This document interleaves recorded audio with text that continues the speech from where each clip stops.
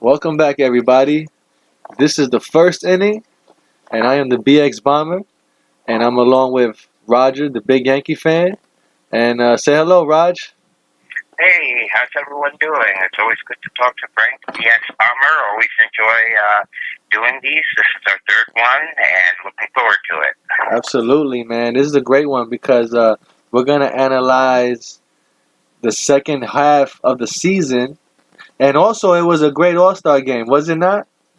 Oh, yes, my goodness, it was home run derby. Holy cow. It was good to see Aaron Judge go deep, but they hit so many home runs in that All-Star game, I can't even keep track of all of them. My goodness, Brakeman hit one, Judge hit one, Scooter Jeanette, Segura. My goodness, there was 10 of them all together. That was one hell of an ending, though. Let me tell you, that was one hell of an ending, man. Cause that guy tied that game up, and luckily our guy came back with a home run, man. The next inning. Yeah, that was Scooter Jeanette of the Cincinnati Reds, and then that was really amazing All Star game, and it was amazing to see how many 98, 99 to 100 mile per hour throwers there are in the major leagues these days. Yeah. Power pitching. There has never been this amount of power pitching in the major leagues as what we have now. There are so many pitchers, especially coming out of the bullpen, that are throwing 95 miles per hour and above. And we saw Severino doing it, and Scherzer, and many of the bullpen pitchers. And it was amazing how many were approaching 100 miles per hour with their pitches. Well, I'll tell you one thing. If they're going to pay a guy $21 million for the year, he better be pitching almost 100 miles an hour. Yeah, I would say so. Yeah, right?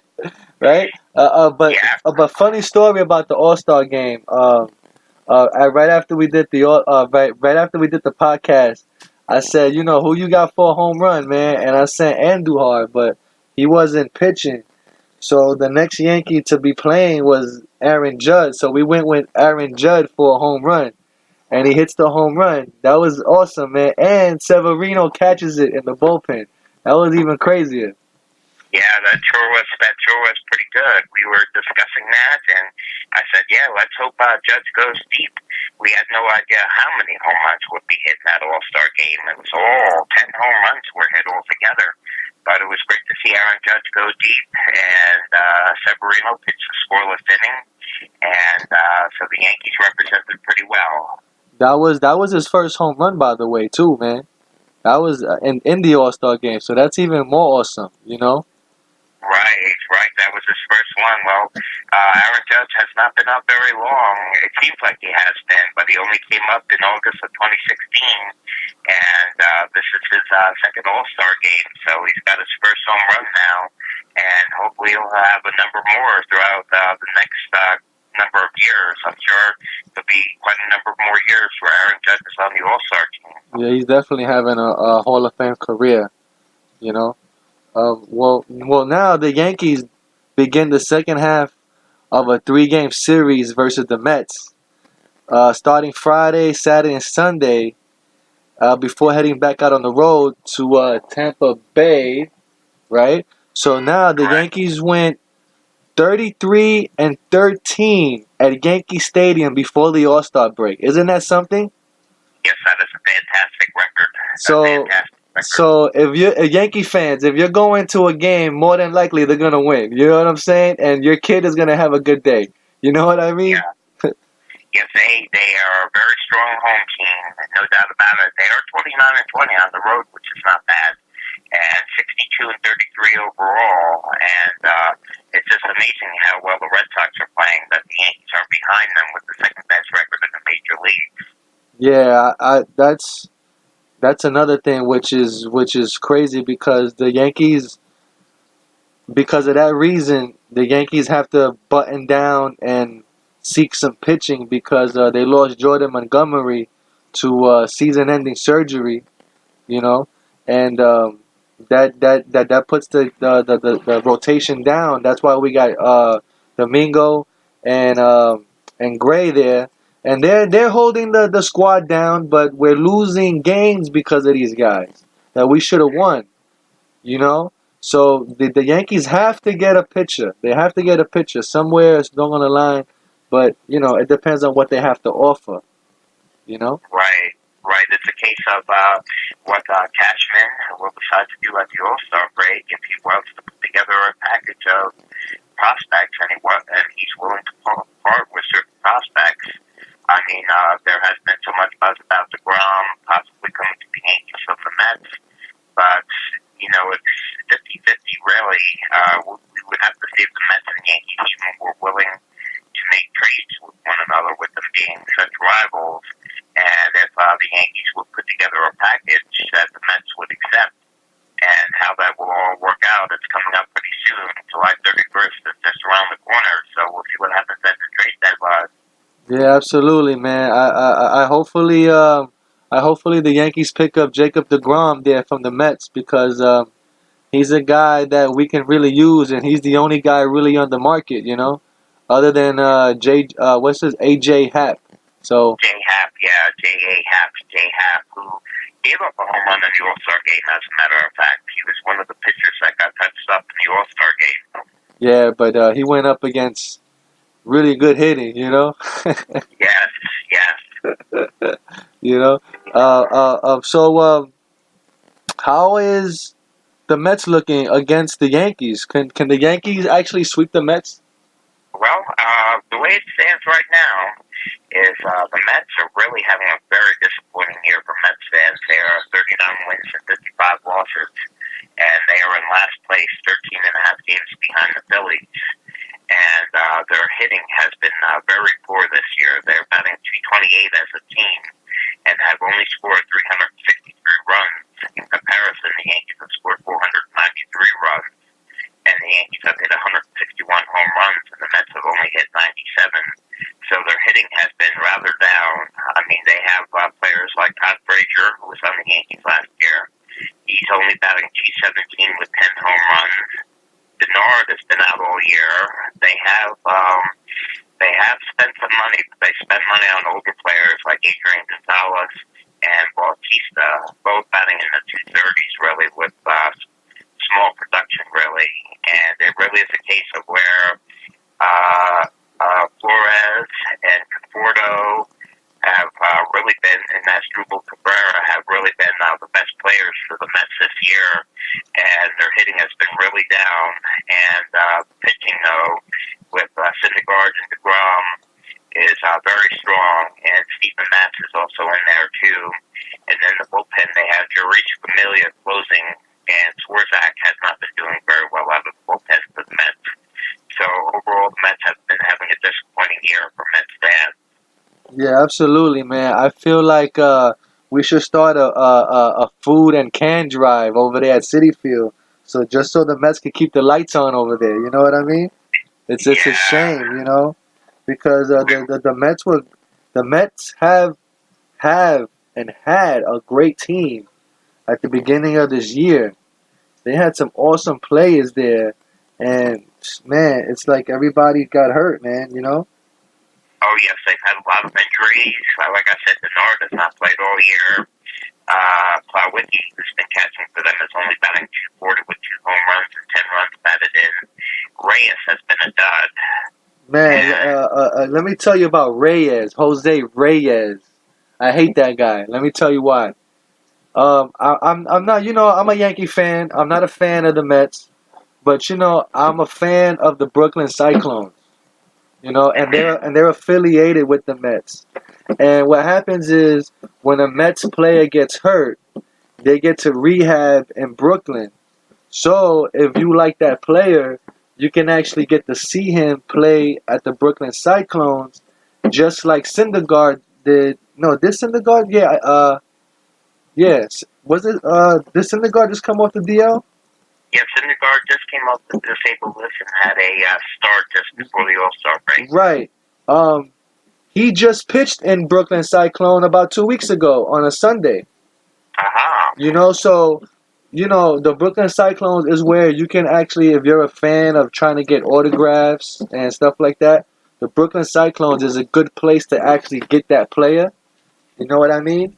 But, Jose Reyes, he would not even look at not one kid.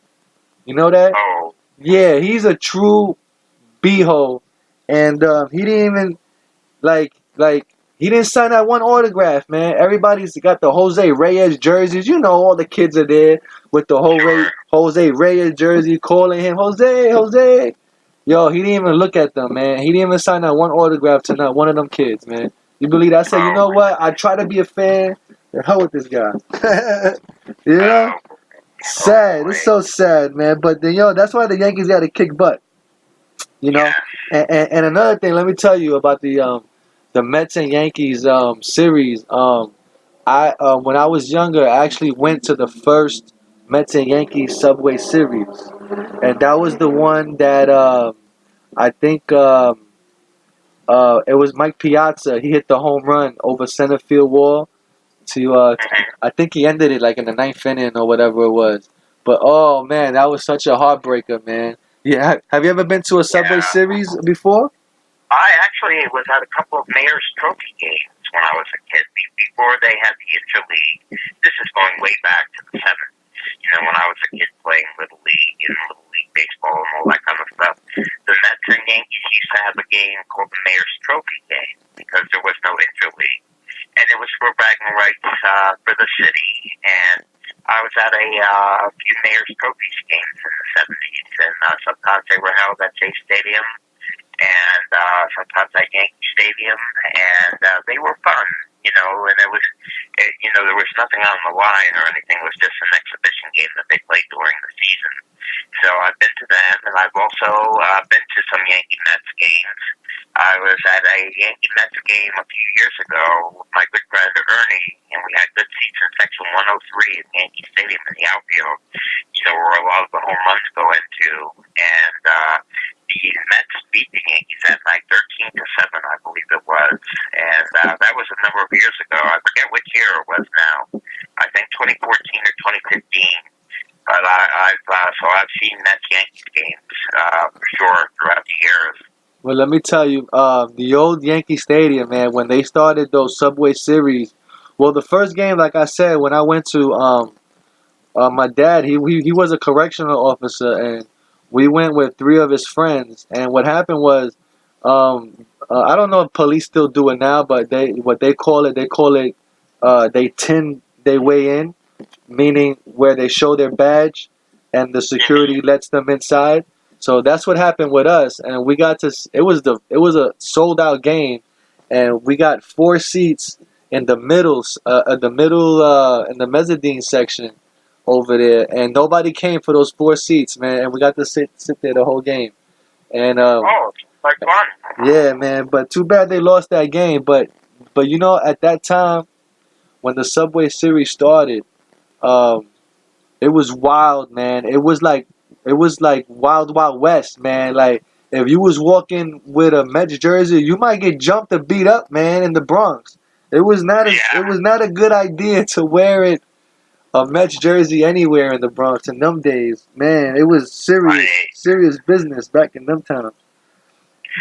Yeah, they're always fun. It's always fun, and the Mets and Yankees to this day, because it's such a big series, we'll have a couple of games at Citi Field now, and a couple of games at Yankee Stadium, and these games count. They're part of the season, so that's what makes them even more important. And for Friday's matchup, the pitching matchup is Syndergaard versus Herman. So I would say that Syndergaard. The Mets may have the advantage for the starting pitching matchup in the game on Friday. Syndergaard is 5-1 with a 2.97 earned run average and 79 strikeouts.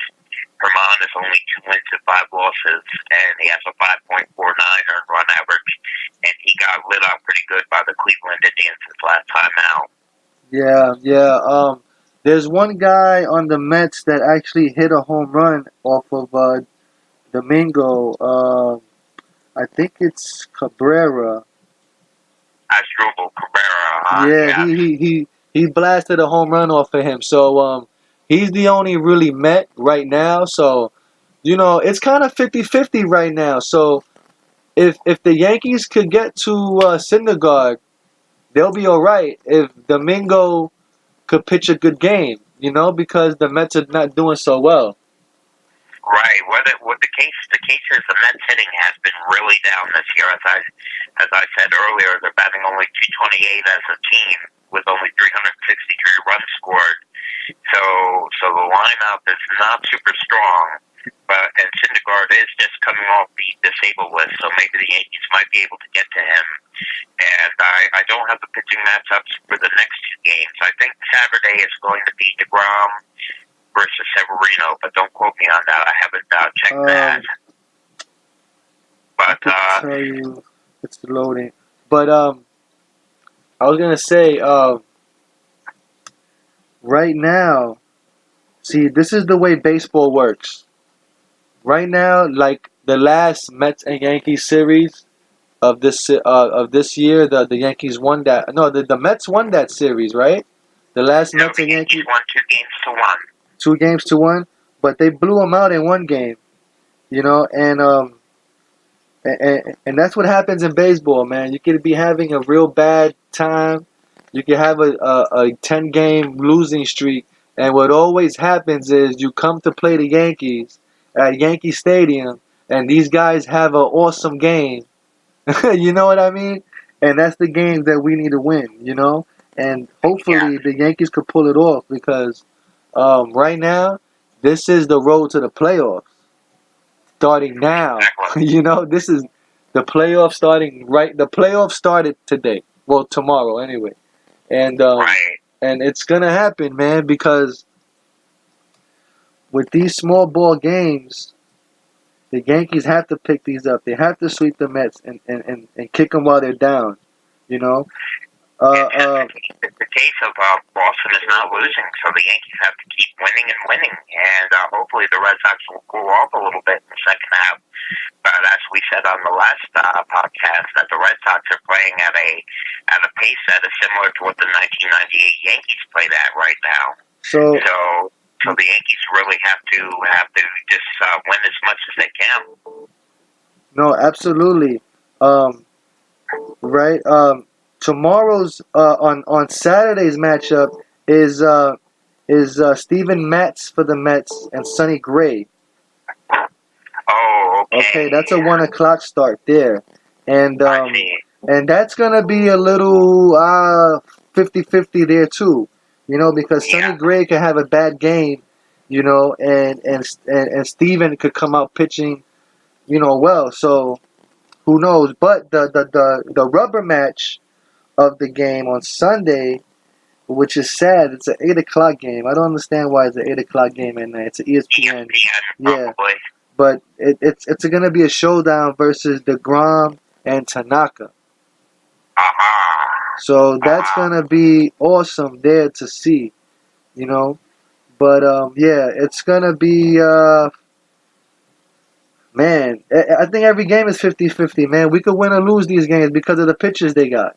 You know, and the pitchers we have at the same time, you know? Exactly. Tanaka is a bit of an enigma because this year his earned run average is a little bit on the high side, but he can do very well. But his bugaboo is the home run ball. He has given up a lot of home runs. He has given up a lot of home runs off of his four-seam fastball. And, you know, he can be inconsistent. He can do poorly in some starts and very well in other starts. Like, for example, last year in the playoffs against the Astros, he was lights out, outstanding in the playoffs last year. But he had that injury this year, and he's still off the disabled list himself. And he's been somewhat inconsistent this year. Well, I see that. I'm looking at the injury details for the Mets here, and Jay Bruce, he's going to remain out of action to the end of July. But Cabrera is nursing a right hand injury and is unclear if he will play against the Yankees on Friday, which is today. And Cespedes, that was placed on a 10-day disabled list, he is likely to be activated for Friday's game against the Yankees. So that's another factor there, which because you know he's gonna have something to prove, and you know Domingo Germán is gonna have a little problem with him. So that's gonna be a tough out. You know. Yes, Cespedes is tough. That's for sure. And Frazier, he's on a 10-day disabled list now with a rib Wow. cage strain. You know, It's a train wreck over there with all the injuries that the Mets have had. and then everybody else is out to the end of July, out to the sometime of August or end of season. Wow. Wow. Yes, it's been a very tough year for Mets fans.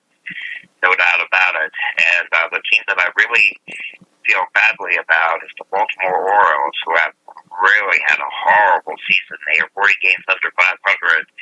And I really like Buck Showalter, who managed the Yankees in the early 90s and got them to the first wild card against the Seattle Mariners in 95. And the Yankees lost that wild card series to the Mariners that year. And then Steinbrenner fired Buck Showalter.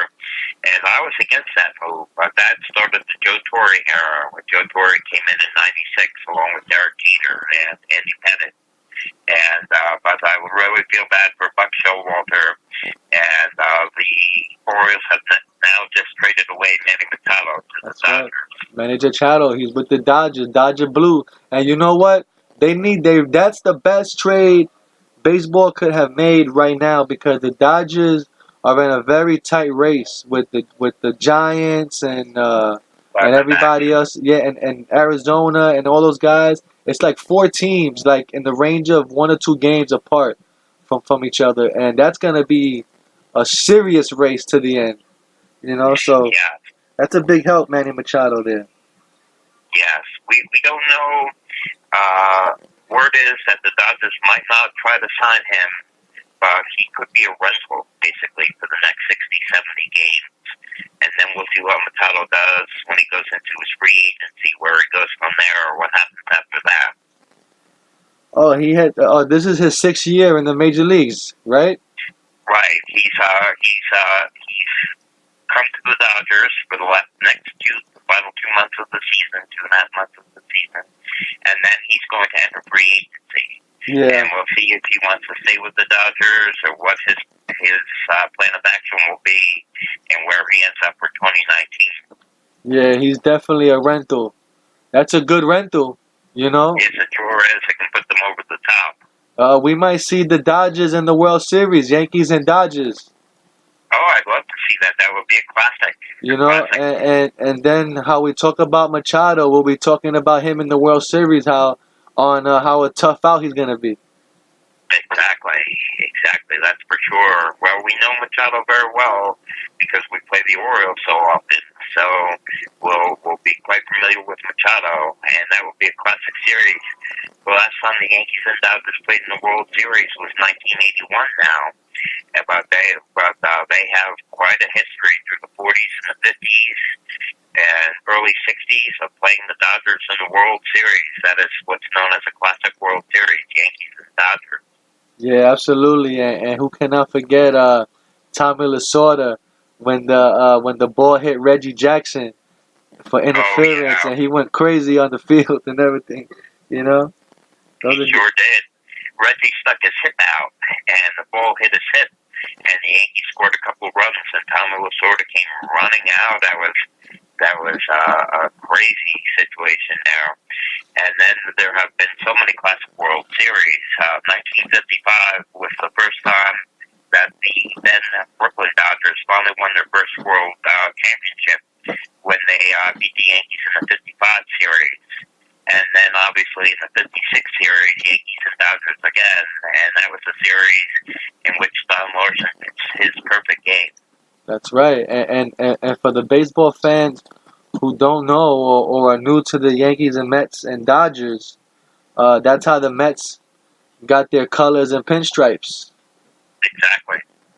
They took the orange from the Giants.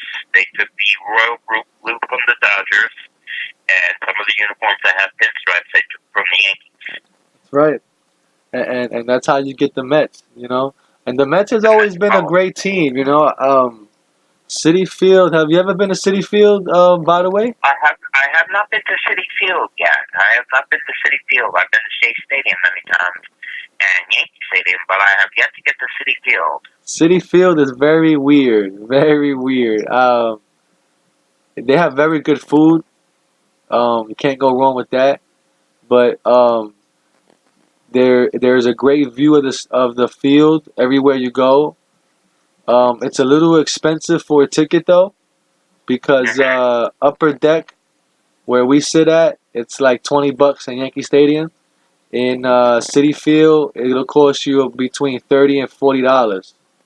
Wow. Yeah, so it's a way more expensive, Well, you both know. the Yankees and Mets have moved to dynamic pricing now. The Yankees used to not do that. Other teams did.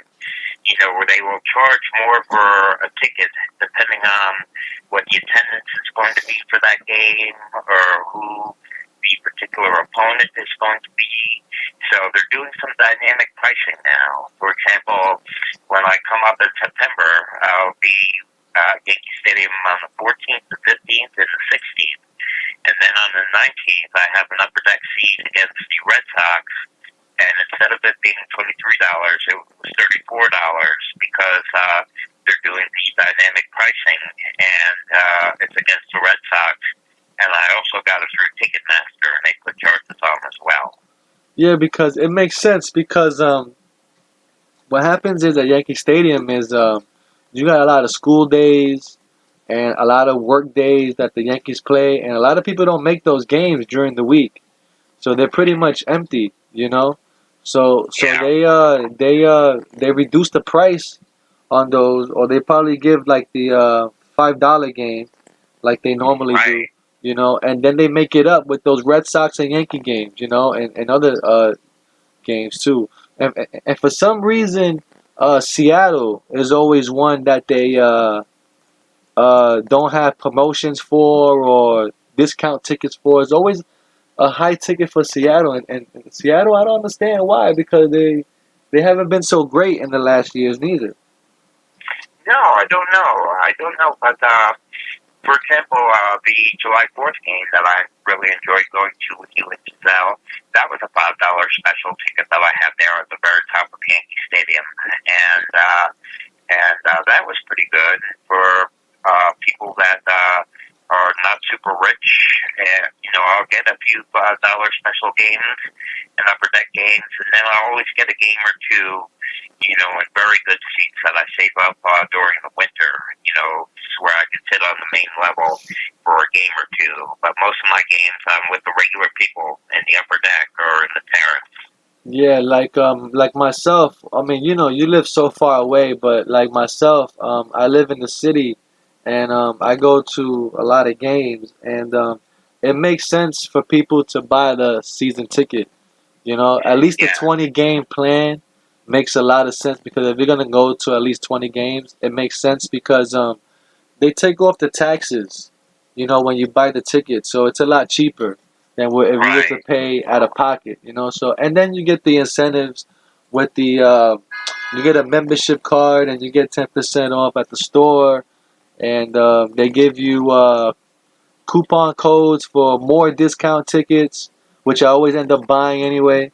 You know, so it always end up always being almost like 30 games around, give or take. You know, Right. at the by the end of give or take. So Well, you are just a big Yankees fanatic like I am. You know, we are just huge Yankees baseball fans, and that's, you know, why we're so into it.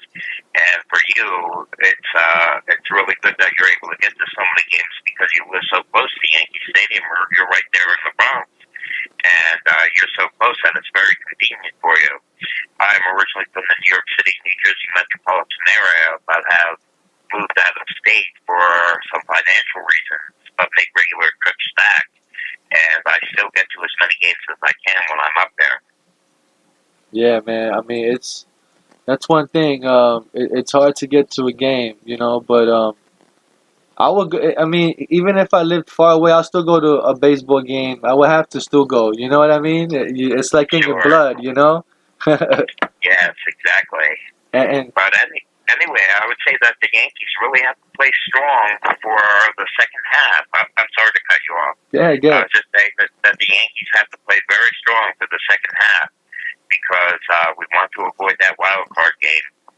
Yeah, man, and that's the thing. We do not want to play Seattle in that wild card game either.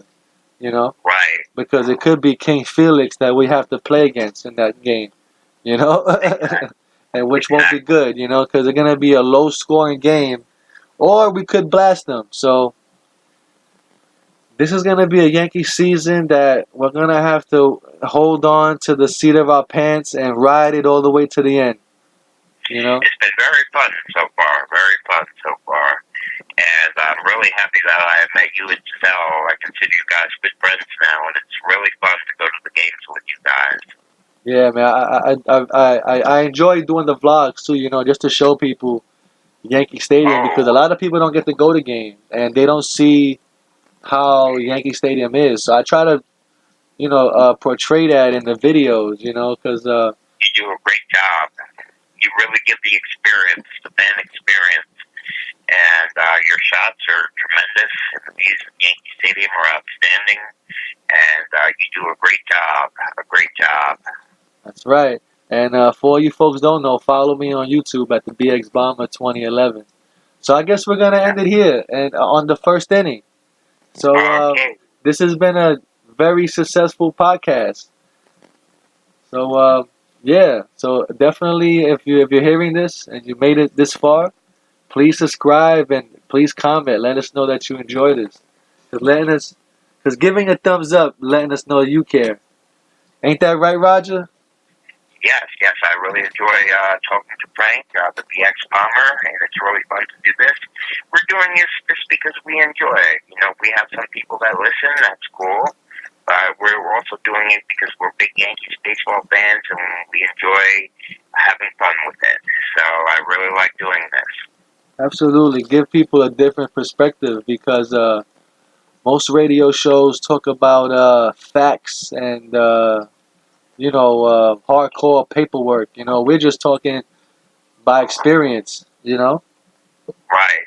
So it's even better. So I guess until next time, folks, we'll see you again. So see ya. And this is the first inning.